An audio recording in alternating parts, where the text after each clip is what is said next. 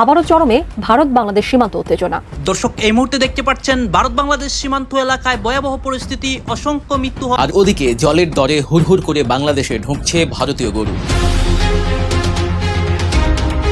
এদিকে আজ ভারত বাংলাদেশ সীমান্তে ধ্বংসলীলা শুরু হয়, অসংখ্য ভারতীয় এবং বাংলাদেশিদের মৃত্যু হয়। গরু কুরবানির বিষয়ে শুভেন্দু অধিকারী বিপদে পড়ে, অনেকেই আক্রমণ করেছে শুভেন্দুর উপর। সীমান্তে কাঁটাতার দাওয়াকে কেন্দ্র করে কাল ভারত ও বাংলাদেশের মধ্যে নজিরবিহীন সংঘাতের চিত্র গোটা বিশ্ব কার্যত দেখলো। উত্তরবঙ্গ সীমান্ত কার্যত উত্তপ্ত হলো।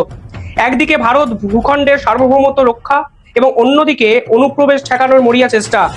আর এই যখন চেষ্টা ভারতের সেনাবাহিনী বিএসএফ এর পক্ষ থেকে সীমান্তে করা হচ্ছিল, ঠিক তখন বাংলাদেশের পক্ষ থেকে মরিয়াভাবে প্রতিরোধ তৈরি করা হলো।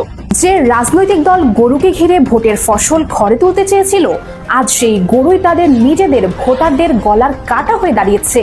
কোরবানির ঈদ সামনে প্রতি বছর এই সময়ে পশ্চিমবঙ্গের মুর্শিদাবাদ, মালদা, উত্তর ও দক্ষিণ দিনাজপুরের পশুর হাটগুলোতে কোটি কোটি টাকার লেনদেন হতো। আমরা কোনো গরু কোরবানি করব না, অতএব আমরা এবছরের জন্য গরু কোরবানি বয়কট করছি। সরকারের যে আইন, সেই আইনের মান্যতা দিয়ে আমরা সবাই ঘোষণা করছি আমরা গরু কোরবানি করব না। আমরাও একই দাবি করছি, গো হত্যা বন্ধ চাই, গো হত্যা বন্ধ। ভারতে মুসলমানদের নয়া কৌশলে স্তব্ধ মোদী প্রশাসন। দীর্ঘদিন পর মুসলমানরা একটা দূরদর্শী সিদ্ধান্ত গ্রহণ করতে পেরেছে।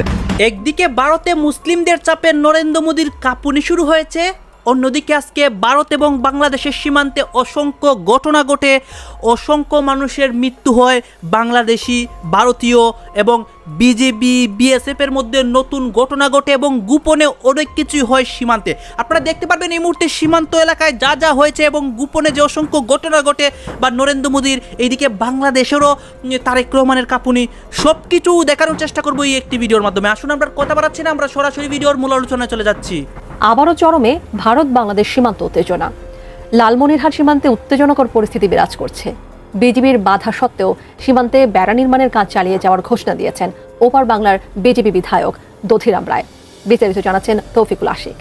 আপনারা অতিরিক্ত কথা বলছেন, দেশ তুলে কথা বলবেন না। আপনি কি এমন হাইবেছেন, ভারতের এলাকা কি হ্যাডাম হাইবেছেন আপনি, দেশ তুলে কথা বলবেন না? বিএসএফ এর পক্ষ থেকে যা গভর্নমেন্টের যা অর্ডার আছে, রুলস অ্যান্ড রেগুলেশনে যা বলা আছে সেভাবেই কাজ হবে। সম্প্রতি লালমনিরহাটের পাটগ্রাম উপজেলার দহগ্রাম 3 বিঘা করিডোর সীমান্তের শূন্য রেখায় কাঁটাতারের বেড়া নির্মাণের চেষ্টা করে ভারতীয় সীমান্তরক্ষী বাহিনী বিএসএফ। 174 ব্যাটালিয়নের ভীম ক্যাম্পের প্রায় 80 জন সশস্ত্র সদস্য সম্পূর্ণ বেআইনিভাবে আন্তর্জাতিক আইন লঙ্ঘন করে শূন্যরেখার মাত্র 10 থেকে 20 গজের ভেতর ঢুকে জোরপূর্বক এই খুঁটি পোতা শুরু করেছিল, যা তৎক্ষণাৎ প্রতিহত করে বর্ডার গার্ড বাংলাদেশ। ফলে সীমান্তে উত্তেজনা সৃষ্টি হয়। এদিকে উত্তেজনার খবর পেয়ে সীমান্ত এলাকায় ছুটে আসেন পশ্চিমবঙ্গের মেখলিগঞ্জের নবনির্বাচিত বিজেপি বিধায়ক দধিরাম রায়। ভারতীয় সাংবাদিকদের সামনে বাংলাদেশের বাধা উপেক্ষা করেই কাঁটাতার নির্মাণের ঘোষণা দেন তিনি। বিএসএফ এর পক্ষ থেকে যা গভর্নমেন্টের যা অর্ডার আছে, রুলস অ্যান্ড রেগুলেশনে যা বলা আছে সেভাবেই কাজ হবে। বাংলাদেশ কি বললো কি না বললো সেটা তাদের বিষয়। হ্যাঁ, ভারত সরকার যা নির্দেশ দিয়েছে, ভারত সরকারের নির্দেশ অনুযায়ী এখানে কাজ হবে। এখন পশ্চিমবঙ্গে ডাবল ইঞ্জিনের সরকার চলছে, ঠিক আছে? কোনো সীমান্তবর্তী এলাকার মানুষকে কোনো রকমের ভয় পাওয়ার কোনো বিষয় নেই। বিজিবি বিএসএফ এর মধ্যকার এই উত্তেজনার ঘটনায় উভয় বাহিনীর ব্যাটালিয়ন কমান্ডার পর্যায়ে একটি পতাকা বৈঠক অনুষ্ঠিত হয়েছে। বিএসএফ দাবি করে তারা কেবল জমি অধিগ্রহণের জন্য ছোট বাঁশের খুঁটি পুঁতেছিল, যা একটি অতি সাধারণ বিষয়। কিন্তু এটিকে কেন্দ্র করে বিজিবির কোম্পানি কমান্ডার যেভাবে নিজেদের স্বয়ংক্রিয় ভারী অস্ত্র ফায়ারিং এর জন্য প্রস্তুত করে পজিশন নিয়েছিলেন, তা অত্যন্ত অনাকাঙ্ক্ষিত ও দুঃখজনক বলে দাবি করে বিএসএফ। বিএসএফ এর এই দাবির মুখে বিজিবি অধিনায়ক লেফটেন্যান্ট কর্নেল নাজিউর রহমান জানান, 1974 সালে ঐতিহাসিক মুজিব-ইন্দিরা সীমান্ত চুক্তি এবং আন্তর্জাতিক আইন অনুযায়ী সীমান্তের 150 গজের মধ্যে কোনো পক্ষই কোনো ধরনের স্থায়ী স্থাপনা বা কাঠামো নির্মাণ করতে পারে না। বিএসএফ বিজিবির বাধা উপেক্ষা করায় দেশের সার্বভৌমত্ব রক্ষা ও নিজেদের সুরক্ষার স্বার্থেই বিজিবি নিয়ম মেনে 4 থেকে 5টি সেকশনে ভাগ হয়ে ভারী অস্ত্র তাক করে চূড়ান্ত প্রতিরোধ গড়ে তুলেছিল, যা আন্তর্জাতিক আইন অনুযায়ী শতভাগ বৈধ বলে জানান কর্নেল নাজিউর রহমান। বিজিবির সেই অনড় অবস্থানের কারণেই বিএসএফ এর সশস্ত্র জওয়ানরা সেদিন পিছু হটতে বাধ্য হয়েছিল। আর সেই অনমনীয় অ্যাকশনের প্রভাব দেখা গেছে দুই দেশের পতাকা বৈঠকেও।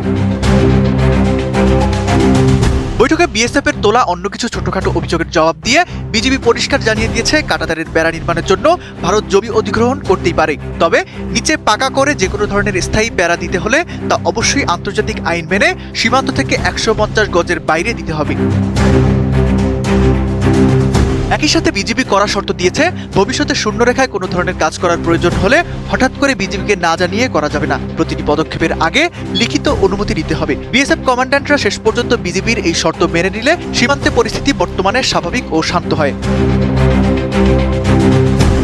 বিশ্লেষকরা বলছেন, ওপার বাংলায় শুভেন্দু অধিকারী বিজেপি সরকার আসার পর থেকে সীমান্তে বিএসএফ এর এই আগ্রাসী মনোভাব এবং মেখলিগঞ্জের বিধায়কের উস্কানিমূলক বক্তব্য দক্ষিণ এশিয়ার দুই প্রতিবেশীর কূটনৈতিক সম্পর্কের জন্য এক বড় উদ্বেগের বিষয়। সীমান্তে কাঁটাতার দেওয়াকে কেন্দ্র করে কাল ভারত ও বাংলাদেশের মধ্যে নজিরবিহীন সংঘাতের চিত্র গোটা বিশ্ব কার্যত দেখলো। উত্তরবঙ্গ সীমান্ত কার্যত উত্তপ্ত হলো। একদিকে ভারত ভূখণ্ডের সার্বভৌমত্ব রক্ষা এবং অন্যদিকে অনুপ্রবেশ ঠেকানোর মরিয়া চেষ্টা। আর এই যখন চেষ্টা ভারতের সেনাবাহিনী বিএসএফ এর পক্ষ থেকে সীমান্তে করা হচ্ছিল, ঠিক তখন বাংলাদেশের পক্ষ থেকে মরিয়া ভাবে প্রতিরোধ তৈরি করা হলো। আমি এখনো সিরিয়াসলি বুঝতে পারছি না, যদি এই কাঁটাতার দেওয়া হয় তাহলে বাংলাদেশের অসুবিধাটা কোথায়। মমতা ব্যানার্জির কথায় একদম সুরে সুর মিলিয়ে বাংলাদেশের এই প্রতিরোধ নিঃসন্দেহে এটা প্রমাণ করছে যে ভারতবর্ষ বা বিএসএফ বা বর্তমান পশ্চিমবঙ্গ সরকার একদম সঠিক পথে এগোচ্ছে। জলপাইগুড়ির দক্ষিণ বেরুবাড়ি থেকে শুরু করে কোচবিহারের মেকলিগঞ্জের 3 বিঘা করিডর, হঠাৎ করেই যেন এক অঘোষিত যুদ্ধের আবহ তৈরি হয়েছে ভারত ও বাংলাদেশ সীমান্তে। বিএসএফ জওয়ানরা মাটিতে উপুর হয়ে শুয়ে লোডেড রাইফেল তাক করে রয়েছেন জিরো লাইনের দিকে। যে কোনো মুহূর্তে ঘটে যেতে পারে এক রক্তক্ষয়ী সংঘর্ষ। কিন্তু কেন হঠাৎ এই উত্তেজনা? কেন বাংলাদেশের জমিতে ভারতেরই কাঁটাতার বেড়া দেওয়ার কাজে বাধা দিচ্ছে বাংলাদেশের বিজেপি? আর এর পিছনে লুকিয়ে থাকা আসল কারণটা কি? আজকের এই ভিডিওতে আমি ধারাবাহিকভাবে বোঝানোর চেষ্টা করব যে কাল দিনভর কেন উত্তপ্ত হলো ভারত বাংলাদেশের এই সীমান্ত এবং এর পিছনে এক্স্যাক্ট কারণটাই বা কি। ঘটনার সূত্রপাত বুধবার জলপাইগুড়ি সদর ব্লকের দক্ষিণ বেরুবাড়ি গ্রাম পঞ্চায়েতের বনগ্রাম ডাকের কামাত ও মরিঙ্গা পাড়ার কাঁটাতারের বেড়া দেওয়ার জন্য জমি অধিগ্রহণের জন্য গেছিলেন ভূমি ও ভূমি সংস্কার দপ্তরের আধিকারিকরা। কিন্তু সেখানে গিয়ে অফিসারদের পড়তে হয় এক অদ্ভুত ও নজিরবিহীন প্রশ্নের মুখে। স্থানীয় বাসিন্দারা সরাসরি প্রশ্ন করেন যে জমি ভারতের, অথচ কাগজপত্র তদানীন্তন পূর্ববঙ্গের।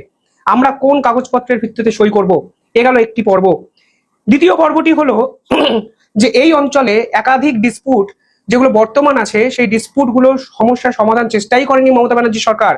দেশভাগের পর কয়েক দশক কেটে গেলেও আজও সীমান্তের বহু ভারতীয় বাসিন্দাদের জমির দলিল ও নথিপত্র রয়ে গেছে পূর্ববঙ্গের বা পূর্ব পাকিস্তানের আমলের।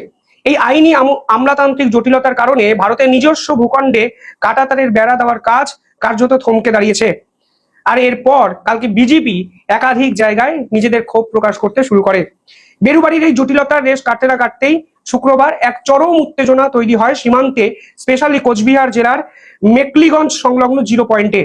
পশ্চিমবঙ্গের শুভেন্দু অধিকারী নেতৃত্বাধীন সরকার যখন সীমান্ত সুরক্ষায় নজিরবিহীন তৎপরতা দেখাচ্ছে, ঠিক তখনই এই অঞ্চলের জিরো লাইন কেন্দ্রিক অঞ্চল, যেখানে জমি অধিগ্রহণ এবং সার্ভে ম্যাপিং এর কাজ চলছিল, ঠিক সেখানেই ওপার বাংলা থেকে ধেয়ে এলো বাংলাদেশের বর্ডার গার্ড অফ বাংলাদেশ। একাধিক ভিডিও ভাইরাল, আমি সেই ভিডিও আপনাদের সামনে দেখাবো। বাংলাদেশি গ্রামবাসী এবং বর্ডার গার্ড বাংলাদেশ ভারতীয় আধিকারিকদের কাজে বাধা দেয় এবং কাজ বন্ধ করার হুমকি দেয়। সোশ্যাল মিডিয়ায় একটি ভাইরাল ভিডিওতে পরিষ্কার দেখা যাচ্ছে যে বিজেপি আধিকারিক আক্রমণাত্মক ভঙ্গিতে বিএসএফ কে বলছেন, জিরো লাইনের 150 গজের ভেতরে কোনো কাজ করতে হলে বাংলাদেশকে জানাতে হবে। কলকাতার ব্যস্ত রাস্তায় এখন লাখো গরুর অবাধ বিচরণ, যানজটে স্থবির পুরো শহর। আর ওদিকে জলের দরে হুড়হুড় করে বাংলাদেশে ঢুকছে ভারতীয় গরু। হ্যাঁ, ঠিকই শুনছেন, পশ্চিমবঙ্গের রাজনীতিতে এখন সবচেয়ে বড় এবং চাঞ্চল্যকর খবর এটি। কলকাতা হাইকোর্ট সবেমাত্র যে রায় দিয়েছে, খালি চোখে দেখলে মনে হবে এটি উগ্রবাদী হিন্দুদের পক্ষে বিশাল এক বিজয়। কিন্তু একটু গভীরভাবে বিশ্লেষণ করলেই বুঝবেন, হাইকোর্টের এই রায় প্রকৃতপক্ষে মুসলিমদের জন্যই এক অভাবনীয় মাস্টার স্ট্রোক হয়ে দাঁড়িয়েছে। আর এর বিপরীতে পথে বসেছে খোদ পশ্চিমবঙ্গের লাখ লাখ হিন্দু খামারি। কিভাবে রাজনীতির এক নোংরা চাল বুমেরাং হয়ে খোদ বিজেপি নেতা শুভেন্দু অধিকারীর দিকেই ধেয়ে আসছে। কেন পশ্চিমবঙ্গের সাধারণ হিন্দুরা এখন চরম অর্থনৈতিক ও সামাজিক সংকটের মুখে? গরু না এখন বিক্রি করতে পারলে এখন আমরা টাকাটা কোথায় পাবো? লোকের দেনা দেবো, বন্ধন দেবো, ব্যাংকে লোন আছে দেবো, কোথায় থেকে দেবো? আর এর ফলে বাংলাদেশের খামারিদের উপরই বা কি ভয়ঙ্কর প্রভাব পড়তে যাচ্ছে, এর পুরো রাজনৈতিক এবং অর্থনৈতিক সমীকরণের আদ্যপান্ত জানতে ভিডিওটি না টেনে শেষ পর্যন্ত দেখার অনুরোধ রইল। দর্শক, শুরুতেই আসি মূল ঘটনায়। কোরবানির ঠিক আগ মুহূর্তে পশ্চিমবঙ্গের নতুন মুখ্যমন্ত্রী শুভেন্দু অধিকারী এবং তার কট্টরপন্থী দল একটি পুরনো আইনকে হাতিয়ার করে এক অদ্ভুত ফতোয়া জারি করে।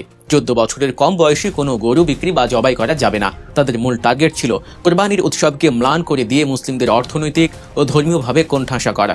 কিন্তু মুসলিম সম্প্রদায় এবার যে রাজনৈতিক প্রজ্ঞার পরিচয় দিয়েছে তা ভারতের ইতিহাসে নজিরবিহীন। দাঙ্গাবাজ তো শুভেন্দু অধিকারী, আরে দাঙ্গাবাজি কথা তো বলে দিলীপ ঘোষ, আর আমাদেরকে দাঙ্গাবাজ বলছেন। কোনো প্রতিবাদ নয়, কোনো ভাঙচুর নয়, তারা শুধু একটি নীরব সিদ্ধান্ত নিয়েছে, আমরা এবার কোরবানিতে কোনো গরুই কিনব না। মুসলিমদের এই একটি মাত্র নীরব বয়কটের সিদ্ধান্তে শুভেন্দু অধিকারীর পুরো রাজনৈতিক ব্লুপ্রিন্ট তাসের ঘরের মতো ধসে পড়েছে। আমাদের সোনার মালা কত উপর মালা করে দিয়েছে, আমরা গরিব মানুষ কোথায় যাব, কি করে খাবো? এখানেই চলে আসে সবচেয়ে ভয়াবহ অর্থনৈতিক সংকটের বিষয়টি। এই কোরবানির অর্থনীতিতে গরুর মূল যোগানদাতা কারা? পরিসংখ্যান বলছে পশ্চিমবঙ্গের এই গরুর বাজারের মূল যোগানদাতা লাখ লাখ প্রান্তিক হিন্দু খামারি। সারা বছর হাড় ভাঙা খাটুনি খেটে মহাজনের কাছ থেকে চড়া সুদে ঋণ নিয়ে তারা এই গরুগুলো লালন পালন করেছেন শুধুমাত্র কোরবানির হাটে বিক্রি করে 2 পয়সা লাভের আশায়। কিন্তু হাটে এখন কোনো ক্রেতা নেই।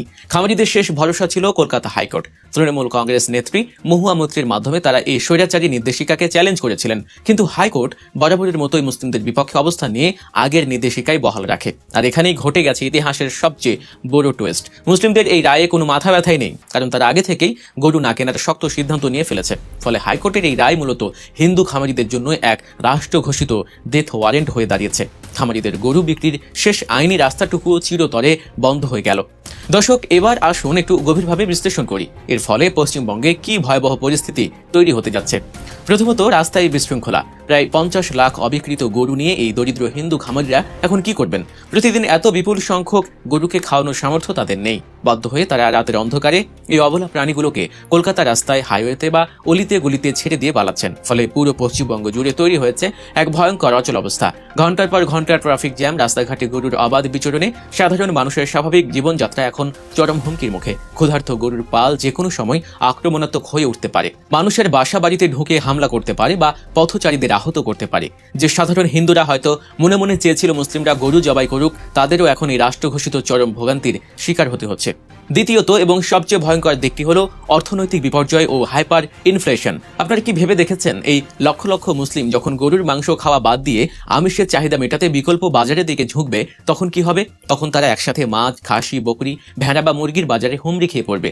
তখন বাজারে এগুলোর বিশাল এক কৃত্রিম সংকট তৈরি হবে। চাহিদা তুলনায় যোগান না থাকায় হুহু করে বাড়বে এসব পণ্যের দাম। আর এই আকাশ ছোঁয়া দামের সবচেয়ে বড় ভুক্তভোগী হবে কারা? সেই সাধারণ হিন্দুরাই। কারণ তারা আগে সস্তায় মাছ বা মুরগি কিনতে পারত, যেহেতু মুসলিমদের বড় একটি অংশ গরুর মাংসের উপর নির্ভরশীল ছিল। এখন সেই একই জিনিসের উপর সবার চাপ পড়ায় বাজার ব্যবস্থা পুরোপুরি ভেঙে পড়বে। সাধারণ মানুষের ক্রয় ক্ষমতার বাইরে চলে যাবে নিত্যদিনের আমিষ। দর্শক, মনে রাখতে হবে পশ্চিমবঙ্গ কিন্তু ভারতের অন্যান্য রাজ্য যেমন উত্তরপ্রদেশ বা গুজরাটের মতো নয়। বাংলাদেশ এবং পশ্চিমবঙ্গের সংস্কৃতি, খাদ্যাভ্যাস এবং জীবনযাত্রা প্রায় হুবহু এক। দুই বাংলার হিন্দু মুসলিম যুগের পর যুগ ধরে এক অদ্ভুত সম্প্রীতির মধ্যে বসবাস করে আসছে। এর আগে কখনোই কোরবানির গরু নিয়ে এত নোংরা রাজনীতি হয়নি। শুধুমাত্র দলীয় স্বার্থে এবং উগ্রবাদী হিন্দুত্ববাদী সরকার ক্ষমতা আসার কারণেই বাংলার এই হাজার বছরের সম্প্রীতি আজ হুমকির মুখে। যে রাজনৈতিক দল গরুকে ঘিরে ভোটের ফসল ঘরে তুলতে চেয়েছিল, আজ সেই গরুই তাদের নিজেদের ভোটারদের গলার কাটা হয়ে দাঁড়িয়েছে। কোরবানির ঈদ সামনে। প্রতি বছর এই সময়ে পশ্চিমবঙ্গের মুর্শিদাবাদ, মালদা, উত্তর ও দক্ষিণ দিনাজপুরের পশুর হাটগুলোতে কোটি কোটি টাকার লেনদেন হতো।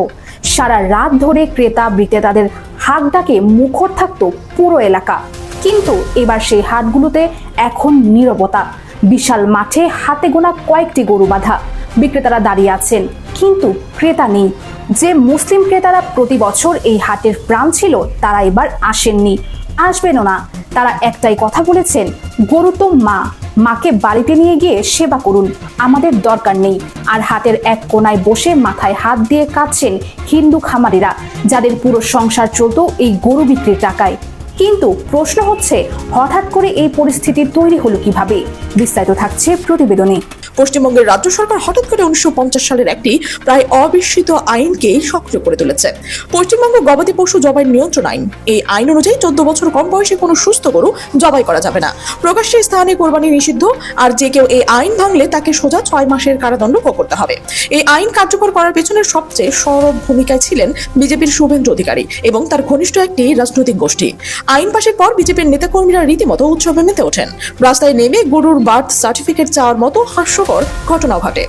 জন্ম সনদ ছাড়া গরু বহন করা যাবে না এমন দাবি উঠেছে, কিন্তু তারা এই মুহূর্তে একটিবারের জন্য ভাবেননি এই রাজনৈতিক চালটা তাদের নিজেদের ভোটারদের উপর কতটা নির্মমভাবে আছড়ে পড়তে পারে।